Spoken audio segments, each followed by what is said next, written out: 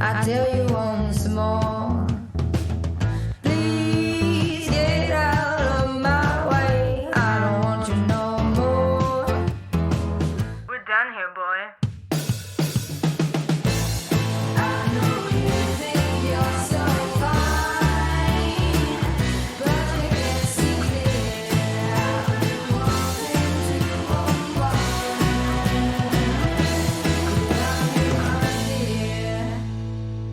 Hello and welcome to Women Leading in Cannabis. I'm your host, Kyra Reed. Thank you for joining us. Our guest today is Rosie Mattio, founder of MATTIO Communications, the preeminent cannabis marketing agency in the United States. Welcome to the show, Rosie. Thank you so much for having me, Kyra. I'm so excited to be here. Rosie helped usher in the new cannabis age, garnering global media coverage in mainstream publications for clients, including the first cannabis article ever published in Oprah magazine. Over the past year, her New York firm has grown alongside the industry, adding marketing and communications for services for clients that include content, SEO, investor relations, event planning, and influencer marketing. Today, Rosie is considered a market maker in the world of cannabis. Ranked the #1 cannabis PR firm by Green Market Report, Rosie is a strategic powerhouse, industry connector, and influencer. She's been named a High Times Female 50 and Forbes 15 Powerful and Innovative Women in Cannabis. It is great to have you here, Rosie. Thank you so much for having me. I always get embarrassed when people read my bio. I'm like, oh my God, like, are they talking about me? But thanks so much for the kind intro. Well, I interviewed Cynthia Salazar-Dea. I can never get her last name pronounced correctly. But we all know Cynthia, and she's an incredible powerhouse in the industry. And she produces the Green Market Report 100 Most Important Women list every year. And when I had her on here, we talked about that list. And she told me that the whole reason that she does that is because as women, we don't get a chance to really be acknowledged for the incredible things that we do.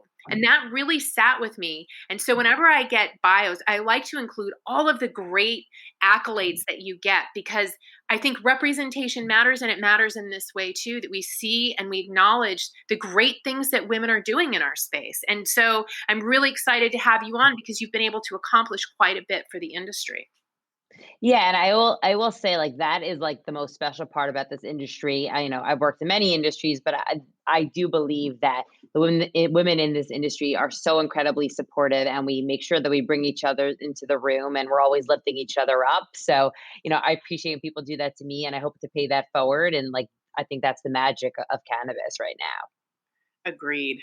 Well, tell us about your background. How did you come to be in this position that you are in cannabis now? Yeah, so I started the cannabis practice of my agency over 6 years ago. And I say agency with a smile, because when I started 6 years ago in the space, I was really, a one-woman show. I was a mother of four. My background had been in mainstream PR. I represented specialty food and some technology companies, and really was a mainstream marketer. And in 2014 or 2013, I moved out to Seattle, Washington with my family, which had just gone adult use. And I was approached in 2014 to the launch of a crowdfunding campaign for a cookbook, because I had both food and food and tech background. But it was a cannabis cookbook. And I went to my mainstream, food contacts and tech contacts that I'd worked with for so many years, and they all clamored to write the story. So, moving to, a newly legal market, coupled with, this campaign that was so successful, a light bulb went off in my head that I could bring my mainstream background to this brand new industry. And now fast forward, 6 years later, we're arguably, as you mentioned, the largest cannabis marketing services firm in the space. We represent 50 companies and have 3 offices. So, I sometimes have to pinch myself that I went from literally nursing a baby in my office in 2014 to being in an office with 20 people. It seems pretty, it seems pretty wild to me even today. Well, you've been in this space now for several years. So you've been here to watch a lot of things change over time, especially for women. Are you finding in your practice or your firm that you are working with more women or less? Are you seeing more founders and CEOs who are women or less? And what do you think the reason is for the change one way or the other? Yeah, so, I will say, in the beginning, in 2014, 2015, there was a lot of, press and a lot of like buzz that this is like, so many women in this space and this is the opportunity for women. I feel very grateful that I have had the opportunity, to grow a business, but I will say I'm not seeing as many, right, as, the promise was, right? And I even think about our agency and, we're pretty conscious about who we bring on and we love working with women founders and, women marketers. But when we're submitting clients to conferences, the conference coordinators come back to us and say, "Hey, do you have a woman for this panel? A woman CEO, a woman in the C-suite?" And I look around my 50 clients, and I only have a handful of women C-suite executives. It's a little disheartening, right? But I will say that the women that I do work with, right, and my network, we work with, Emily Paxia from Poseidon. She's one of the most prolific investors in the space, right? So we do have some incredible women, but I would, of course, love to see more leadership that, when a reporter, a conference coordinator comes to me and says, "Who do you got for me?" that I have people for them. So I have seen, not that I've seen a change, like there was always like a small group, but, this promise of that this is going to be a women led industry, whatever that means, it's not where it should or can be, in my opinion. Okay, so from a PR perspective, what can we do to change this? How do we gain more of an equal footing in the industry with men? And I'm curious if you think that there's like, is it messaging? Is it we need to organize better? What can and should we be doing right now from that marketing and PR perspective to ensure that we can keep our power gains? Yeah, so it's a really interesting question, and like we try to do our part, if that makes sense. So like we do even have like some women pro bono, or, that we take on because we want to make sure that because part of the problem is that women, as we know, women founded companies do not get funded, at the same rate as men. Yes. So like it is harder for women to have these thriving businesses when their access to capital is just not the same, as some of our men peers. So like that's the beginning problem. So like when we are in the position to perhaps, help like raise women up, we are doing that. And as women, we need to be, well, I hate to, have to play like the woman card, like woman led company, it just should be a company that's run by a woman, we want to pitch those angles, right? So like, some of these listicles that you see, sometimes they seem ridiculous, but we're behind a lot of them because we have to do our part to elevate women in this space. So, we're trying to pitch stories. And we encourage women founders to like, pitch that you are a woman, who's created this idea or this product that resonates with other women, right? And use some of the data, that, how, the women are the ones who are, are shoppers for the family. They're the ones who are making the buying decisions. So using data that we know from like across other industries and weaving that into the cannabis space, which is, still new and nascent, like that messaging just needs to be forefront, like as a marketer, and also like, as agency or as agencies or other marketers in space, like how can we be bringing women into the conversation, and like it's still work and we have to work together as women to do that. So really just asking for that seat at the table is just so important. I heard some devastating news the other day from a friend of mine who's a sales representative in the Central Valley area. And she said, "I hear over and over again, I don't care about women owned products. My customers don't care about women owned products. It doesn't matter." And yet I know that there is a large demand. I mean, I would prefer to buy woman owned products, but I've never walked into a dispensary where I've seen a section specifically calling out women and people of color owned products. What can we do as advocates and as consumers in the industry to change that? Because it's one thing as the woman inside of a company, but great change comes from the masses and comes from our buying Yep. power, right? What can we do to change that? So I do think that there's opportunities to push retailers or some of the platforms to do things like that. And I'll plug a client just because like they're doing the right thing and it makes me so proud for what they're doing. We work at Jane Technologies, right? Which powers e-commerce for, a lot of the dispensaries and a lot of the brands. And they actually do have a, part of their platform where to highlight, minority groups and women-owned brands, right? And I do think, as women shoppers, as consumers or marketers or brands, like we need to be having those conversations, with the buyers, right? Saying like, it needs to happen because, women are like, we need to share that data, right? I think we have to push, if we are in the position that we have like men, run companies and women like pushing those things forward and saying, if you want, the male product, you're going to have to, at least take some of this with, with it as well, right? Because and like I say, you have to pull up a seat at the table. So if they want a certain brand, like if you're like a distributor, you have that power to say, hey, to get the best pricing, maybe we need to be pushing, a woman's brands forward as well. So don't ask, don't get. And that's part of it. So I think that needs to be part of the conversation. I also think, as part of our women networking groups, like I know when I worked in specialty food, the buyer's only going to buy things when the consumer, right, has that call to action. If they're going to Whole Foods and saying, why don't I see the specialty chocolate bar that I keep saying in Shape Magazine? Why are you not carrying that? Like the buyers listen to that. So I think we need to be educating the consumer as well, for that call to action. If you want to see more women-led brands, you need to be asking for it. So I think some education campaigns, for women saying, this is a new industry. We know you're interested, in consuming or learning about the industry, and, we know we trust other women's, opinions or women's suggestions. So when you're going to a first dispensary, educate consumers to ask for those women-owned products. And it's a lot of work, but it's important work that I think we can all advocate for. I agree. And I keep thinking, wouldn't it be amazing if we had all of this army of women, thousands of women in our cannabis community who every time they went to a dispensary, we all committed to saying, where's your women owned and person of color owned brands? Why don't you have them on display? And we just bombard the dispensaries with so much demand that they can't ignore it anymore. I mean, we can do this. I don't know why we're not. And that's my question for you is, how do we, as this spread out group of women who, if you're in the cannabis industry, you are busy no matter what it is you're doing. There is as an industry with a lot of work to get done. But how can we organize? How can we message to bring us more together to be able to accomplish these things and use our power to create the change that we want?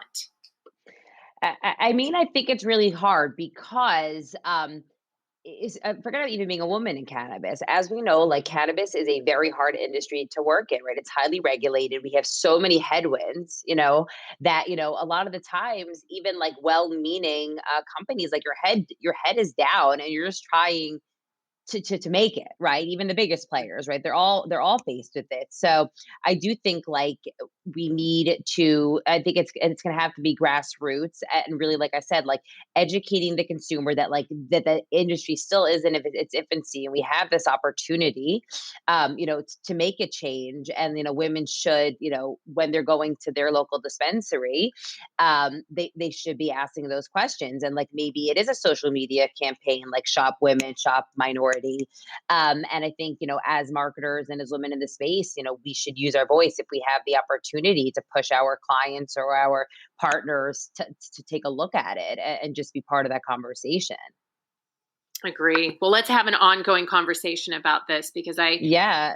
You have a great platform and like I know we talk about it, but like what are the things tactically we can do? And maybe it is a social campaign or maybe it is some influencer work, right? And getting beyond our walls of us women, like how can we have those conversations with decision makers and get organized? And I think, it's something that we need to prioritize despite, everything we else have going on in terms of running our businesses. Right. Because as founders and leaders, how painful to watch our gains slip away.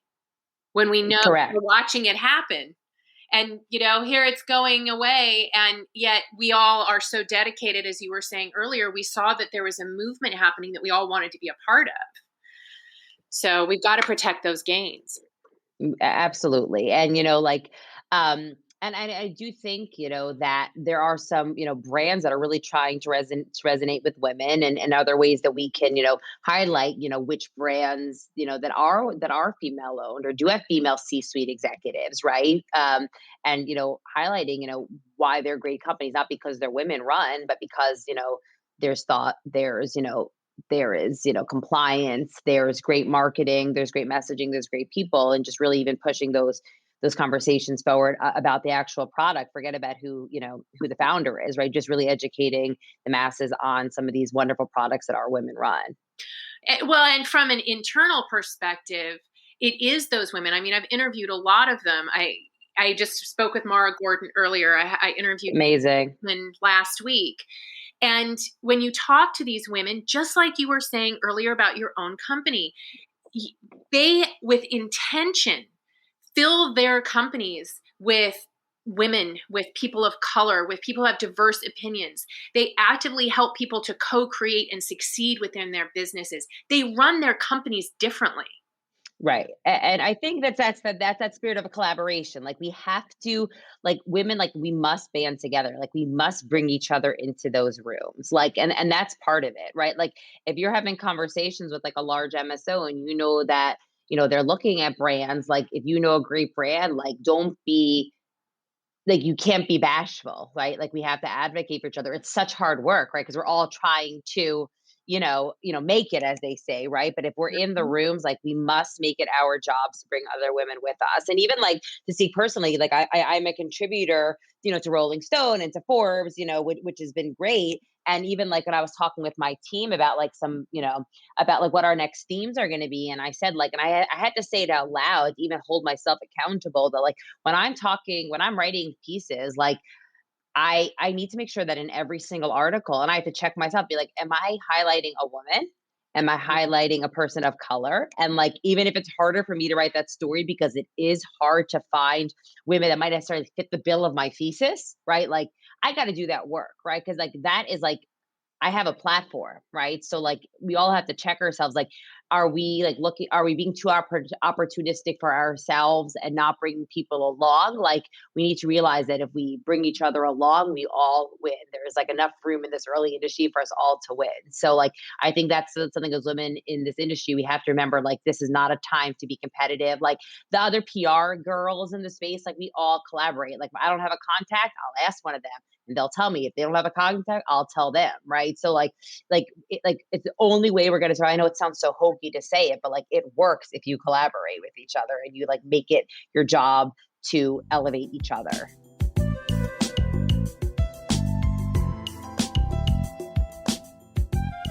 I don't think it sounds hokey at all. And I think it is the way that we should do things. I mean, if we're modeling anything that we do on the mother plant and what we're here to service anyway, that's how it is. It is a collaboration. It is interwoven. I mean, it isn't just THC, it's THC plus all the terpenes plus CBD that creates the incredible medicine in our bodies. And in the same way, we need each other. And I'm curious if you feel like, having worked in the non-cannabis world, if it's different in cannabis. Do you think if you were still in a traditional world, you would be as focused on making sure that you are showing a fair and balance, that you are lifting people up that haven't had the chance before? Or you think that because you're in cannabis and it is around medicine, and so many incredible women are drawn here, that we have created a spirit of this that makes it easier to exist in that way? I do think, I don't know why it is, but there is something special about cannabis. Like to my earlier point, where like these are such good women in this space. Like, and I worked at traditional PR firm where it was like super catty, right? Or like our clients were like nasty to us. I don't see it as much in cannabis. I don't know if it's because like we're all like rallying around like a cause that's bigger than ourselves, right? All the medicinal purposes, all the job creation, all the opportunity that cannabis can bring to us. So I do think there's something unique to cannabis. And also I just, even like personally, like why do I care about this? Because if you had asked me 6 years ago, would I run like a 35-person agency? Like I would have said you're crazy, right? So like I feel very grateful every day that like I'm in this position. And like I love the idea of paying it forward, right? Because like I say, if you take care of others, God takes care of you, right? So I think like personally, it's super important to me to like bring other people, because so many people help me out, men and women. So many people like referred me or, introduced me, because this is such a small cottage industry. It is so small. We all know each other. So I just do think the fact that it's a small industry, there's something special about the plant that, like I said, there's a greater good that's why it's happening in the space. Like, and I didn't see in other spaces. I really haven't, especially like dealing with like women in other spaces. It just was much more competitive and cutthroat, less collaborative. And thank God, because it's such a struggle to be in this industry. And honestly, without the support of this sisterhood that exists here, I don't know how I would have made it. I mean, I wouldn't like the women like my friends in the industry are like some of my closest girlfriends. I've only known them 6 years max, right? Like, and like we really all lift each other up. Like, especially during COVID, where like it was so hard, right? Some of us are mothers, home with our children, like worried about our businesses, what's going to happen. Like, they literally literally give each other strength. Like whether it be like a funny meme or like I'm with you, sister. Let's have like a virtual cocktail or smoke. Like it's this is the part that I hope as we get bigger, like, and I hope women get become more successful and run these big businesses, that like we all stick together like we do now. Me too. So let's talk a little bit about legalization and destigmatization from a PR and marketing perspective. Where are we doing it right, and where are we we need work? Yeah. So, I mean, like, there's a really interesting opportunity now, now that, I'm on the East Coast and cannabis is coming east, right? So, this holy grail of, the female, consumer, or like the mainstream consumer, somebody who might not have tried it before. So, there's a real opportunity here to get it right, right? And to really educate the masses on all of the, the wonderful things that cannabis can do, right? So I think there's a big opportunity, but like some things that people are getting wrong is like, well, it's unfortunate that like we can't make claims, right? So, because we don't have enough medical research, and like it's going to be a while till we have it, right? So I think that we need to be very careful with our messaging to make sure that we are being very compliant, because giving the wrong information, that even if we know like on the anecdotal side that cannabis does this and does that, like we need to be very careful, because if we set the stage where we're like putting out false or like unproven information, like that can be really hurtful for the long-term success of the plant. Because somebody has a bad experience because of bad marketing, bad messaging, you might never get them back in, right? And like the more that we can get like quote unquote mainstream women into the space, who can take care of themselves and their family using cannabis, like the better off I feel like the world will be, right? So I think like that's really important. And education, education, education, and then we can worry about beautiful branding, right? Like that's the first thing, because like some people haven't tried it in so many years. And so I think that's really important. People who are doing it right are people that are investing in trust and transparency in their marketing, right? And really talking about their processes, who their growers are, investing in like that storytelling, are ones that are doing it well. So yeah, I mean, those are just even like table stakes for any type of marketing. But given that it's a new product that's just coming out of the shadows of prohibition, it's just super important that we're representing it in the right way. What excites you most about legalization, and what makes you the most nervous or concerned? I'll say the most exciting thing is that I have a friend last night, like who tried an edible for the first time, and I was with her actually. And we were out for dinner, and all of a sudden I saw and we hadn't been out in so long, right? We sat outside in the cold in New York City, but like we hadn't been out. It was one of our friends' birthdays. We hadn't been out in a year because of COVID, right? And she took an edible, and all of a sudden, like half an hour in, when it hit her, I saw like her loosen up. And I saw her, and she was laughing, and she couldn't stop. All like the fun things that cannabis can do for you, right? And I was like, she hadn't had cannabis since college, right?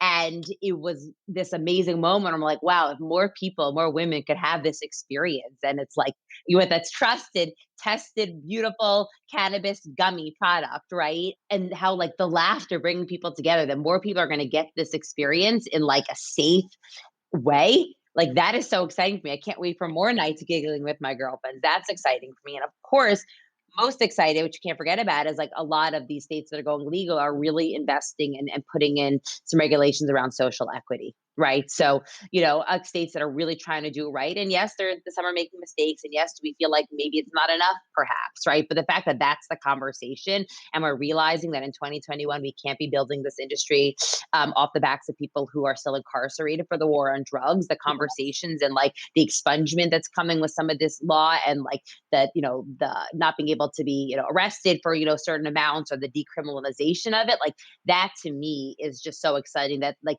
this was not a conversation that was necessarily had 6 years ago in some of the original states, or as serious of the conversations as we're having now. So I'm really excited about that, and just like really safe access. And also, and safe access. And that's really it, because we do know there's still a thriving illicit market. Hopefully, 280E, will go away at some point or at least be reduced so that we have, safe access to this wonderful plant that can help so many people's lives in so many ways. And what are you nervous or concerned about? I mean, yeah, I'll just say this, even like as a marketer, what I'm nervous about, like I've been talking about this recently, and I can't take total credit for this because Mary Pryor from Canaclusive really put it in my mind, and I can't stop thinking about it since she said it. Is that, as a marketer, and we do social media for so many of our clients, all we've been talking about for the past 6 years is, oh my God, when Facebook and Instagram allow us to advertise, we have the holy grail. We can start promoting, we can start paying for ads, we can get our clients out. But guess what happens when it's federally legal and Facebook can do that?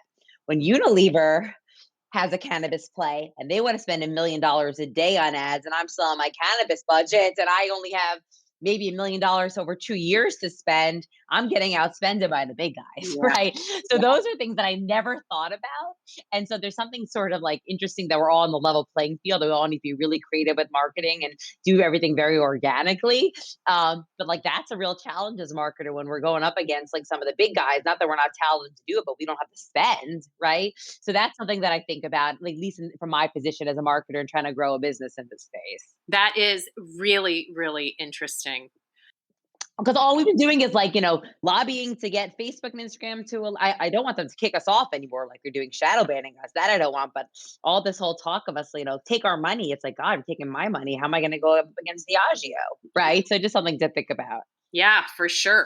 So, okay. So to those women out there who are in marketing and PR and they're looking to make the leap into cannabis, what advice do you have for them? Okay, so I will say network, reach out, like, to this point, I know I keep harping on it, the women in the space are very open to, collaborating, meeting and taking meetings. There's a lot of opportunity in the space because, to the point that, a lot of the big agencies aren't in the space yet. There's so much opportunity to get into either like an agency or even like some of the brands. We're still an industry of startups, and a lot of like small up and coming brands can't afford a large agency. But, if you are an experienced practitioner and you come from, an adjacent industry and you can bring your expertise, there's a lot of opportunities getting with these small brands and really help them grow their footprint in marketing from the ground up. And that's how I started, right? Like when Headset started, it was like when I was with them, it was like pre their seed round, right? And now we've been with them for 6 years. So I always say, like, I grew up together with some of my clients, and there's so many new companies that are popping up, month after month, day after day, that there's just a lot of opportunity. Is there, for someone coming in from another field, I did an interview recently and I said, well, you really have to have a stomach of steel in order to, be in the cannabis industry and work to and commit to work in the industry. And they said, oh, we've been in tech and marketing PR. We have a strong stomach. And I just laughed. No, oh my God, it is not the same. And we see this, by the way, because like there are some, like more, quote, it keeps using the term mainstream like firms that are in the space. And sometimes we collaborate with them on different clients.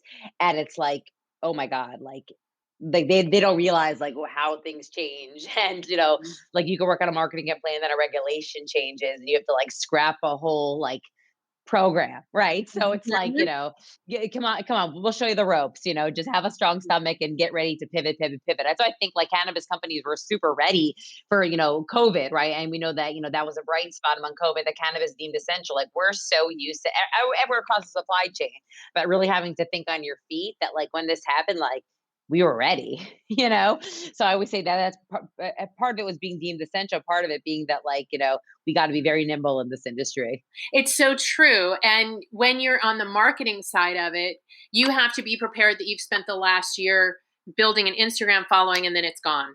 And then it's gone. Exactly. But there's also a forgiveness in the industry that you find that you just don't find in other industries, because we all know what we go through, and one regulatory change can unhinge every part of the supply chain and everybody's having to pivot at the same time. So it is forgiving, but it's also quite brutal to work in the space that is, it's like, the ground never stops moving underneath your feet.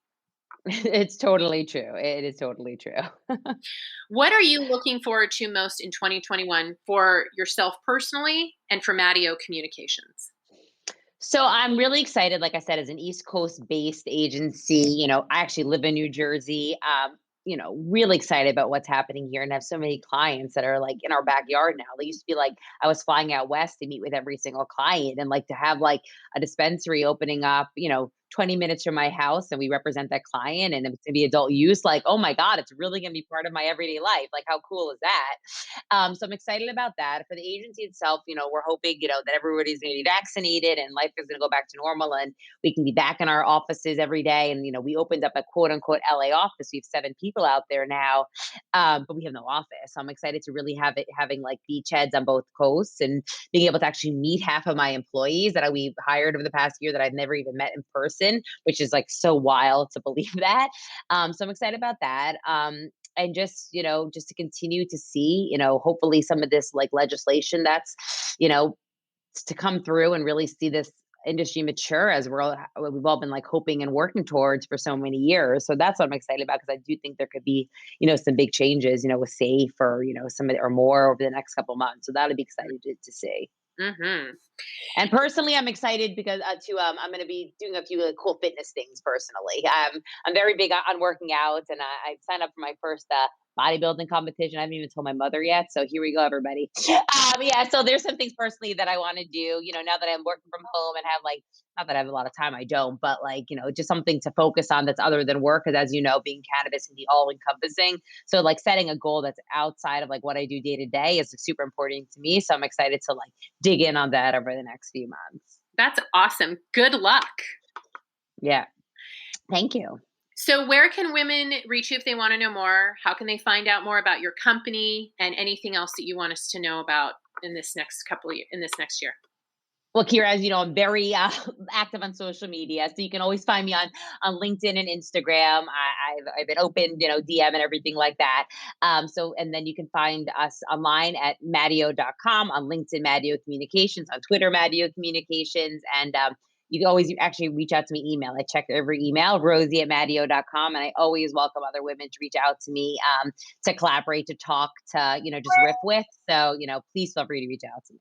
Oh, thank you so much, Rosie. See, ladies, there is the generosity of women in this industry again. How many CEOs do you know that will actually say, just reach out, ask me questions?